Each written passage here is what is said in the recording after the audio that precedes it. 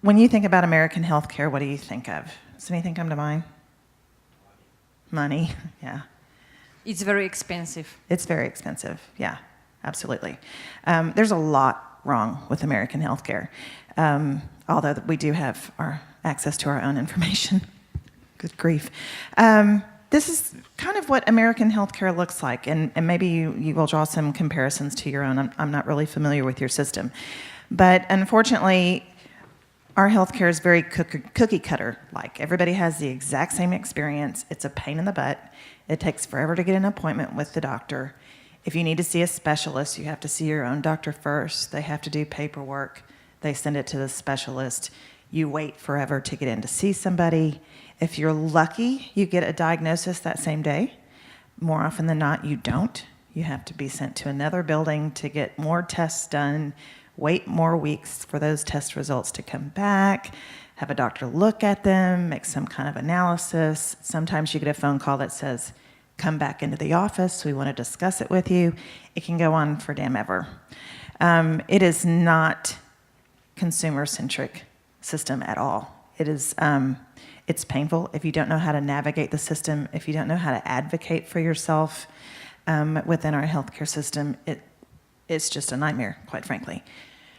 It's broken, like most healthcare systems, I believe, but ours is a particular type of broken. It frankly just sucks because everybody's treated the same way. And not everybody is experiencing their health the same way. They're not experiencing illness the same way. They're not experiencing their family's illness in the same way. So there's very little customization. There's very little personalization in the way that we treat the American healthcare customer, which is very sad. This is our average customer in American healthcare. She is typically in her 30s, female, probably a mom. She most likely is taking care of her aging parents as well. She's making health care decisions across multiple generations. She is quite a bit overwhelmed with those kinds of things. She has frequent interactions with the healthcare system, kind of across all opportunities, whether it's different parts in the system, pharmacy, physicians, labs, that type of thing. She or a close family member usually has a chronic illness or an ongoing disease of some sort that she's having to deal with, whether it's hers or her child's or her parents. Very rarely is she experiencing, though, an accident or an emergency. So we're talking about more chronic, ongoing healthcare experiences that she's having to struggle with. She's using a lot of the pharmacy. Makes that sound really bad. But she's going to the pharmacy a lot for, again, herself, her husband, her children, her parents, her in-laws, something like that. Americans like to use pharmaceuticals. That's just the way we are. If it can be fixed with a pill, they'll give you a pill. If it can be fixed with changes in diet or exercise, that comes up after they give you medicine for it. I have no explanation for that other than there's a whole economic side to that. And as I mentioned, she's got lots of interaction with the system. So she's busy with these people and she's having a miserable experience. We have worked with a team several years ago that worked really hard to try and change this experience for this particular high involvement user. And so those of you that heard me yesterday will recognize this slide, which is one of my favorites. We went out and started listening to what this woman had to say. We pulled together a group of consumers that look just like that demographic and psychographic and asked, in your words, what is your healthcare experience like here? Where are what we call the pinch points? Where are you having issues? Where's the drama? What can we fix to make this better? And this is some of what we heard and some of what y'all pointed out. It's so expensive. Don't make me wait. We heard the don't make me wait part more than we heard it's so expensive. We heard stories of this female taking time out of her workday, taking her kid out of school, going to the doctor, and waiting for 2 hours in the lobby just to be moved to the exam room to wait for another hour to finally see their doctor, which is just absurd. It's honestly, I personally think it's rather arrogant on the medical community's part because if that was me, my time is just as important at the doctor's time. And yet I'm waiting and losing time there. They also talked about how it's just sick care. Very rarely do they get to speak with a physician or any medical professional about well care. If I'm doing well, the doctor doesn't want to take time to really talk with me. They're only really interested in me if I'm sick. And the other big frustration was it seems like none of the medical professionals talk to each other. So if I'm seeing my regular physician and he knows everything that's going on with the current issue and refers me to a specialist, I have to tell the whole story again from start to finish. It's like all the notes the first doctor took never made it over to the next guy. So again, you just want to beat your head against the wall. And this was also very significant. When it comes to healthcare, I feel like I have all the responsibility, but none of the authority, let alone support. The costs are just getting higher, and I'm not sure what's ahead. And that's very true. Several years ago, maybe it was probably 6 years ago, my mother was diagnosed with lung cancer. And we didn't have a clue what was going to happen because nobody could tell us. They couldn't tell us exactly what the progress would be of her disease, which I get. Everything's different in everybody. But what we could not also get straight answers on was, what are the costs going to be? How many different specialists will we have to look at? How often will we have to go to the lab to do different things? It was just, you receive this incredible, horrible diagnosis with zero support around you to figure out what's next and how do I navigate the system to get there. We did an exercise called a card sort where we provided lots of just different images for our focus group participants to choose from and said, how do you feel? Pull out pictures and tell us how you feel now about the healthcare system, And they pretty much said it leaves them vulnerable, alone, and frustrated. These are some of the images that got picked out. That one cracked me up, the man with the naked man in the ice. But you can see some of the comments that they made. You know, you're all alone, naked and vulnerable to what a company forces on you. I'm the light caught in the power of the insurance company, but this had a little highlight, but I'm also feel taken care of, which I thought was interesting.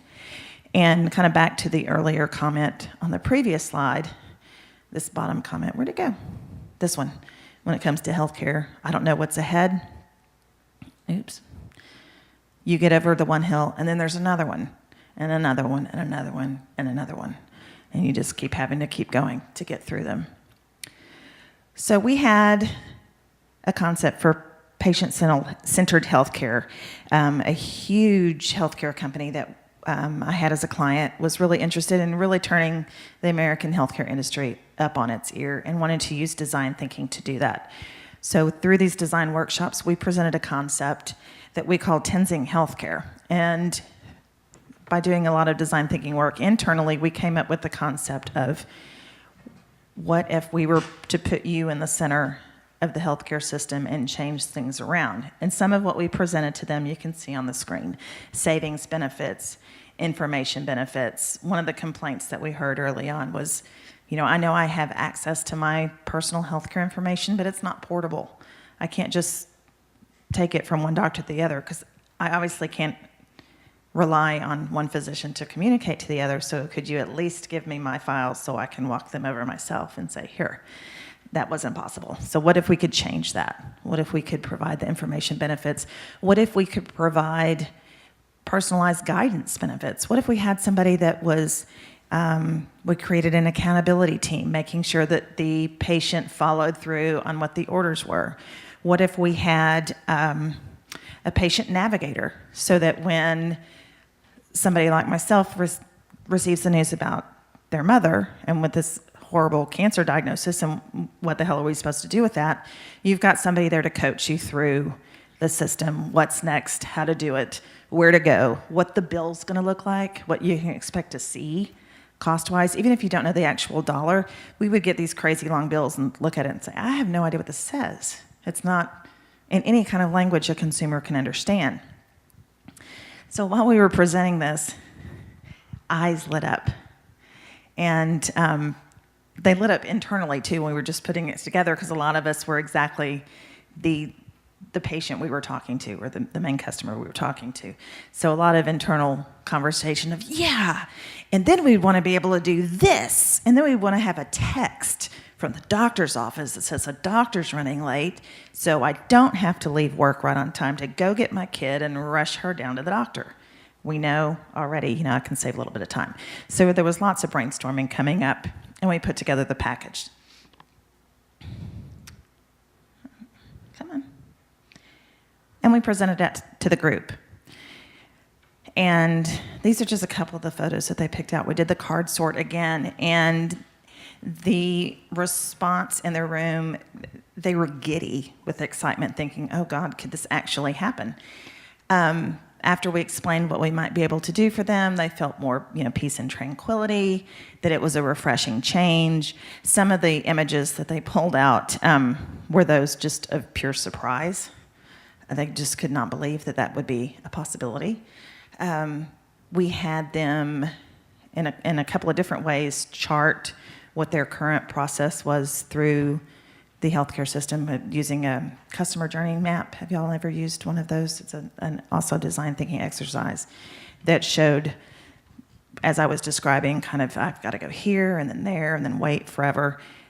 And then we had them map it again after this experience and explanation, and it was much more of a straight line and clear lines of, okay, I'm going to do this and then that and then go over to that place. Unfortunately, the person that was leading the focus groups didn't capture that image. Yay, so we're missing that. But it would have been good to see.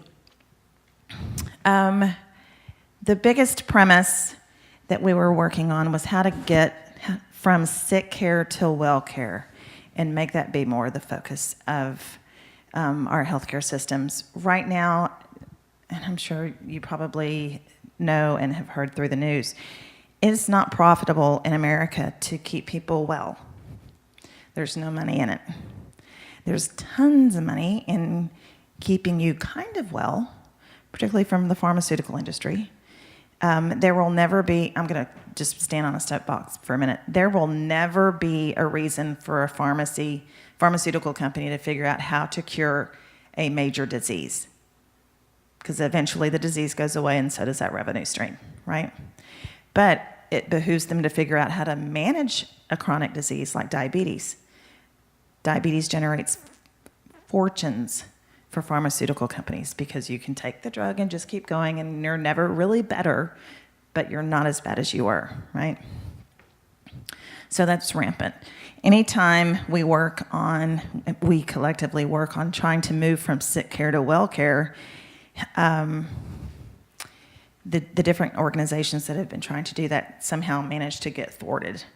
And I won't even start on a conspiracy theory there, but there's several, I think.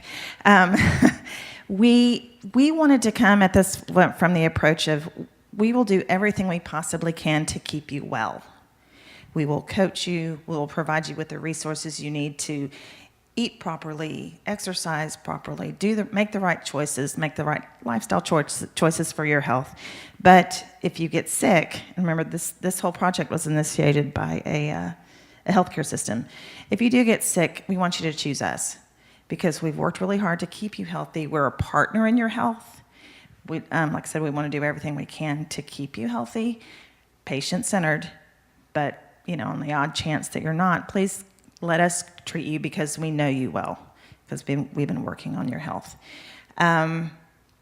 This was a super exciting premise for this group that we interviewed, and we went ahead and took sort of a beta test to market called Tensing Health and worked with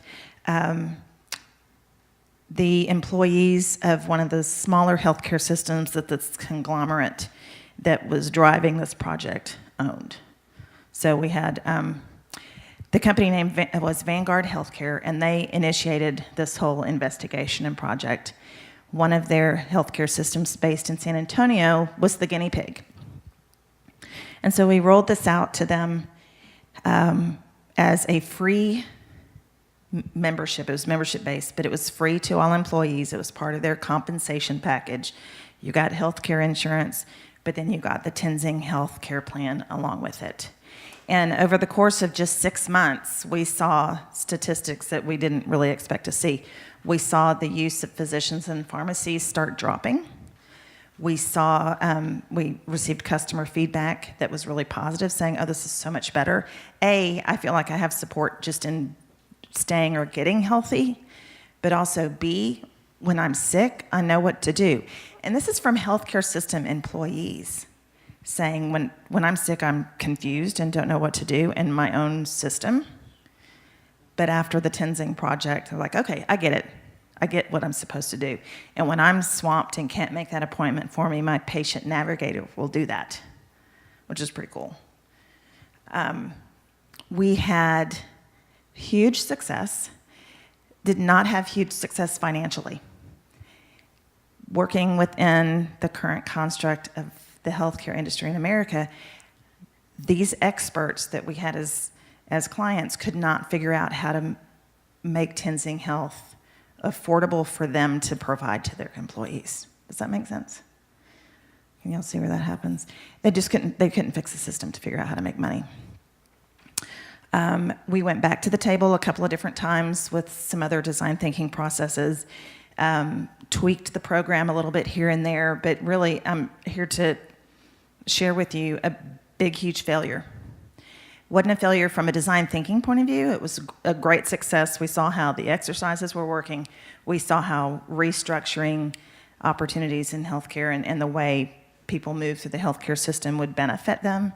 We just could not get past the financial point and the behemoth that is American healthcare, and the way that it's structured, and the fact that the majority of the people leading the industry don't want that structure to change. So, what we've seen now at this point, Tenzing Healthcare folded about 18 months into it. It was a really depressing moment for all of us that worked on that project, because we saw such great potential.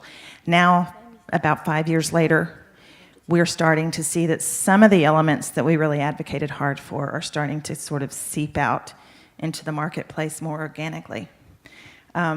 Sort of little bits at a time. It's sort of like they're subversive from the consumer part. The consumer's kind of starting to push these little changes out. Like for some of the larger illnesses and diseases, and by large, I mean great numbers of diagnoses, like with cancer.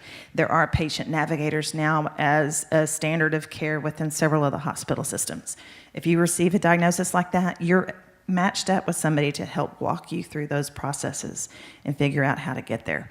All of a sudden, the cancer patient is in the center of that program and the care. It's not all about the doctor or the labs. Same thing with diabetes. We're starting to see that change as well. And heart conditions, certain heart conditions also. We're also starting to see from some of the healthcare systems, not all, but some are starting to communicate from a marketing and messaging point of view exactly this statement. We want to do everything possible to keep you well. And if you're not well, come see us. Which those of us that worked on the marketing team were like, damn it, I said that 5 years ago, and now all of a sudden it's somebody else's idea. But at least, if you step back and be a little bit more altruistic about your work, like, all right, that's cool. At least, we're starting to make some progress. I've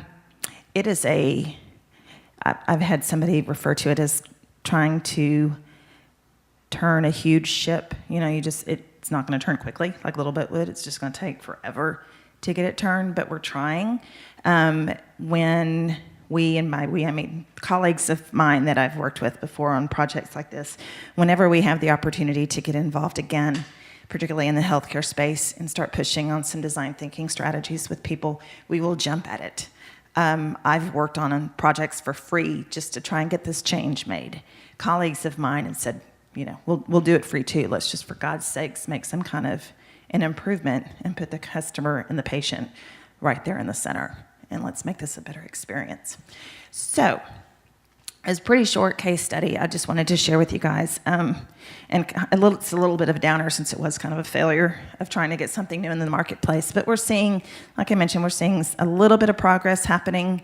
American healthcare is still broken. It's going to be broken. This is a little bit of a Band-Aid that somebody's trying to slap on it. But I have strong hopes that one day, before I die, the American healthcare system might change. I don't know. I could be laying on my deathbed still going, this sucks. American healthcare still sucks today. But pretty much we're trying to make some progress. Hopefully you'll see some little bits that maybe you can infiltrate into your healthcare system too. But that is short and brief. If anybody has questions about American healthcare, my Lord, I'll talk your ear off. There's a lot to say, but kind of had to couch it politically correctly. So thank you very much for letting me share the big failure with you.